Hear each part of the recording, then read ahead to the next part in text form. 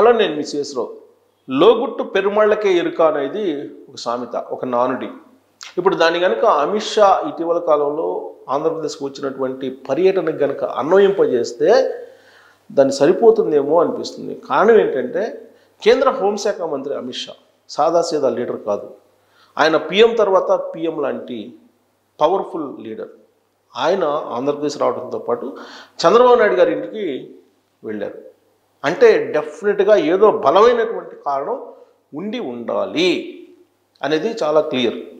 అయితే ఆ టూర్ మొత్తాన్ని కనుక చూస్తే, అమిత్ షా గారి టూర్ని ఒక క్లారిటీ ఇచ్చినట్టు మనం భావించడానికి అవకాశం ఉంది. ఏంటి ఆ క్లారిటీ అని అంటే, జగన్మోహన్ రెడ్డి గారిని జైలుకి పంపించడానికి రంగం సిద్ధమవుతుంది అనేది మాత్రం చాలా క్లియర్గా మనకి ఆ టూర్ మొత్తాన్ని మనం సారాంశం మొత్తం తీసుకుంటే వచ్చేటువంటిది.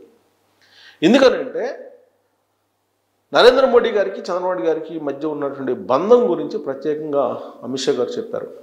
ఎన్డీఆర్ఎఫ్, ఎన్డీఐ సంబంధించినటువంటి బిల్డింగ్ల ప్రారంభం వచ్చిన తర్వాత పెట్టినటువంటి మీటింగ్లో వాళ్ళిద్దరి మధ్య ఉండేటువంటి బాండింగ్ కానీ, వాళ్ళిద్దరూ తయారు చేసినటువంటి విజన్స్ కానీ, వీళ్ళిద్దరూ నడుస్తున్నటువంటి పొలిటికల్ అడుగులు కానీ, వీటన్నిటిని కనుక గమనిస్తే వాళ్ళిద్దరి మధ్య చాలా బలమైనటువంటి బంధం ఉంది. పరస్పర సహకారం చేసుకుంటున్నారు. ఆంధ్రప్రదేశ్ అభివృద్ధి కోసం ఖచ్చితంగా నరేంద్ర మోడీ గారు కట్టుబడి ఉన్నారు అనేటువంటి విషయాన్ని చెప్తూ, 2019 నుంచి 2024 మధ్యలో విధ్వంసం జరిగింది ఆంధ్రప్రదేశ్లో. అలాంటి విధ్వంసం నుంచి ఆంధ్రప్రదేశ్ని బయటికి తీసుకురావాలంటే కేవలం ఎన్డీఏకి మాత్రమే సాధ్యం. అది కూడా నరేంద్ర మోడీకి చంద్రబాబు గారికి సాధ్యం అని చెప్పి అమిత్ షా గారు చెప్పారు. అంటే ఇంతకంటే వేరే చెప్పవసరం లేదు. చంద్రబాబు గారు అలాగే నరేంద్ర మోడీ గారి మధ్య బలమైనటువంటి బంధం ఉందని. బహుశా అమిత్ షా గారు ఎందుకు చెప్పి ఉంటారు అని చెప్పి మనం అనుకుంటే కనుక, సాధారణంగా ఆంధ్రప్రదేశ్ సమాజంలో ఉండేటువంటి ఒక అభిప్రాయం ఏంటంటే, తెలుగు సమాజంలో ఉండేటువంటి ఒక అభిప్రాయం ఏంటంటే, చంద్రబాబు నాయుడు గారు అలాగే నరేంద్ర మోడీ గారు ఇద్దరు ష్రూడ్ పొలిటీషియన్స్. వాళ్ళిద్దరూ ఒకళ్ళొకళ్ళు నమ్మరు. కాకపోతే ప్రస్తుతం కూటమి ఆయనకి అవసరం, ఈయనకి అవసరం కాబట్టి అలా నడిపిస్తున్నారు తప్పితే ఒకరికొకరు పరస్పరం నమ్ముకోరు అనేది ఒక అభిప్రాయం ఉంది. అలాగే కేంద్రంలో అవసరం చంద్రబాబు నాయుడు గారిది, అందుకే గౌరవిస్తున్నట్టు నటిస్తున్నారు నరేంద్ర మోడీ గారు. రాష్ట్ర ప్రయోజనాల కోసం నరేంద్ర మోడీ గారు అవసరం ఉంది కాబట్టి చంద్రబాబు నాయుడు గారు కూడా నటిస్తున్నారు అనేటువంటి ఒక భావన చాలా ఎక్కువ మందిలో ఉంది. ఇప్పటికీ కూడా జగన్మోహన్ రెడ్డి గారికి ప్రాధాన్యత ఇస్తూ ఉంటారు నరేంద్ర మోడీ. ఒకవేళ నరేంద్ర మోడీ గారు, అమిత్ షా గారు ఇద్దరు కనుక జగన్మోహన్ రెడ్డి గారికి అండదండ లేకపోతే ఈ పాటికి బీల్ రద్దు అయ్యింది, ఆయన జైల్లోకి వెళ్ళిపోయిన వాళ్ళు అనేటువంటి అభిప్రాయం ఉంది. అంతేకాదు, ఎప్పటికప్పుడు నరేంద్ర మోడీ గారికి తనకి బలమైన బంధం ఉందని చెప్పి చెప్పుకునే ప్రయత్నం జగన్ గారు చేస్తూ ఉన్నారు. అలాగే జగన్ గారి టీం కూడా చేస్తూ ఉంది. పైగా బహిరంగ వేదిక మీద అప్పట్లో జగన్మోహన్ రెడ్డి గారు సీఎంగా ఉన్నప్పుడు రాజకీయేతరమైనటువంటి బంధం నరేంద్ర మోడీ గారికి తనకి మధ్య ఉందని చెప్పి చెప్పుకునేటువంటి ప్రయత్నం కూడా చేశారు అల్లూరు సీతారామరాజు గారి విగ్రహం ఆవిష్కరణ సందర్భంగా. అలాంటి అభిప్రాయం తెలుగు సమాజంలోకి బలంగా వెళ్ళింది. దాని నుంచి బయటికి తీసుకురాకపోతే తెలుగు సమాజాన్ని ఇప్పటికి కూడా జగన్మోహన్ రెడ్డి బలమైనటువంటి నాయకుడే అనేటువంటి ఒక భావన ఉంటుంది.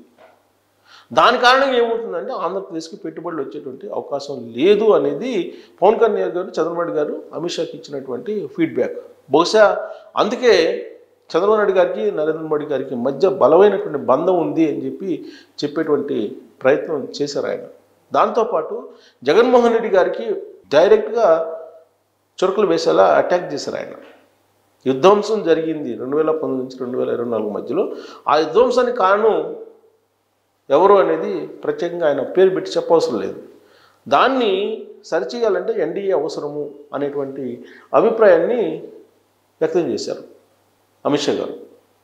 అందుకే అమిత్ షా గారు చంద్రబాబు గారి ఇంటికి వెళ్ళి ఆ రోజు రాత్రి డిన్నర్ సందర్భంగా, అంటే అక్కడ ఏదో భోజనం చేయడానికి వెళ్ళలేదు, విందు ఆరగించడానికి వెళ్ళలేదు, రాజకీయపరమైనటువంటి విందు జరిగింది. అక్కడ రాజకీయపరమైన విందులో ఎవరికి లడ్డు వెళ్ళింది, ఎవరికి జిలేబీ వెళ్ళింది, ఎవరికి హాట్ వెళ్ళింది, ఎవరికి స్వీట్ వెళ్ళింది అనేది ఇప్పటికి కూడా విశ్లేషణ చేసుకుంటూ ఉన్నారు. ఆయన వెళ్ళి కూడా 2 days అయినప్పటికీ కూడా ఇప్పటికి కూడా కూటమిలో ఉండే పార్టీలు రకరకాలుగా చర్చించుకుంటూ ఉంటే వైఎస్ఆర్ కాంగ్రెస్ పార్టీ మరొక విధంగా చర్చించుకుంటూ ఉంది.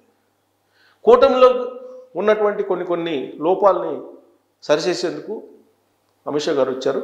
చంద్రబాబు నాయుడు గారికి లోకేష్ గారికి చొరకలు వేశారు అనేటువంటి ప్రచారం వైఎస్ఆర్ కాంగ్రెస్ పార్టీ చేస్తుంది. దానికి కారణం ఏంటంటే తిరుపతి తొక్కిసలాట. ఆ తొక్కిసలాట జరిగినటువంటి క్రమంలో అది మానవ తప్పిదం కాబట్టి అది ఇప్పుడున్నటువంటి ప్రభుత్వం యొక్క వైఫల్యం. అందుకే ఆ తొక్కిసలాట గురించి ప్రస్తావిస్తూ చొరకలు వేశారు అమిత్ షా అనేది వైఎస్ఆర్ కాంగ్రెస్ పార్టీ వర్షన్. అంతేకాదు దానికి బలం చేకూరేలా మరొక అంశాన్ని కూడా తీసుకొచ్చారు. విపత్తుల శాఖ సంబంధించిన డైరెక్టర్గా ఉన్నటువంటి జిందాల్, సంజయ్ కుమార్ జిందాల్, ఆయన ఒక లెటర్ రాశారు. ఎవరికి? తిరుపతి దేవస్థానం చైర్మన్కి. తాను వస్తున్నాను, ఒక రివ్యూ మీటింగ్ పెడతాను తొక్కిసలాట గురించి అని చెప్పి. దాని మీద ఆంధ్రప్రదేశ్ ప్రభుత్వం చాలా సీరియస్ అయింది. సహజంగా ఏ రాష్ట్ర ప్రభుత్వానికి సంబంధించినటువంటి అంశంల మీద రివ్యూ మీటింగ్ పెట్టడానికి కేంద్ర ప్రభుత్వం జోక్యం చేసుకోదు. కానీ విపత్తుల శాఖ డైరెక్టర్గా ఉన్నటువంటి సంజయ్ కుమార్ జిందాల్ మాత్రం ఒక లెటర్ రాశారు తిరుపతి దేవస్థానం చైర్మన్కి. నిజంగా అవగాహన ఉంటే ఆయనకి, సంజయ్ కుమార్ జిందాల్కి ఒక లెటర్ రాయాలి. నామినేటెడ్ పోస్ట్లో ఉన్నటువంటి తిరుపతి దేవస్థానం చైర్మన్ ఎగ్జిక్యూటివ్ పరిధి కాదు కదా ఆయనది. మరి ఆయనకి ఎందుకు రాసినట్టు లెటరు? తిరుపతి దేవస్థానం జరిగినటువంటి తొక్కిసలాట అది ఈ ప్రభుత్వం యొక్క వైఫల్యం కాబట్టి దాని మీద అమిత్ షా కేంద్ర హోంశాఖ సీరియస్ అయింది. అందుకే అక్కడ రివ్యూ మీటింగ్ పెడుతున్నారనేటువంటి ఒక ప్రచారం కూడా వైఎస్ఆర్ కాంగ్రెస్ పార్టీ చేసింది. కానీ ఈ లెటర్ను అందుకున్నటువంటి తిరుపతి దేవస్థానం ఇమీడియట్గా రాష్ట్ర ప్రభుత్వాన్ని అలర్ట్ చేసింది. రాష్ట్ర ప్రభుత్వం అలర్ట్ చేయడంతో పాటు చంద్రబాబు నాయుడు దృష్టికి తీసుకెళ్తే ఇమీడియట్గా కేంద్ర హోంశాఖ చెప్తే కేంద్ర హోంశాఖ చివాట్లు పెట్టి ఆ లెటర్ను రద్దు చేసింది. ఆ విషయాన్ని వైఎస్ఆర్ కాంగ్రెస్ పార్టీ చెప్పట్లేదు. ఆ పార్టీకి సంబంధించిన సానుభూతి మీడియా చెప్పట్లేదు. ఇంకొక అంశం ఏంటంటే లోకేష్ డిప్యూటీ సీఎం కావాలనుకుంటున్నాడు. ఆ ప్రచారం జరుగుతుంది. ఇది కూటమి విచ్ఛిన్నానికి కారణం అవుతుంది. కాబట్టి అమిత్ షా చంద్రబాబు గారితో సీక్రెట్ మీటింగ్ పెట్టాడు అర్ధరాత్రి వేళ. ఆ రాత్రి డిన్నర్ అదేను.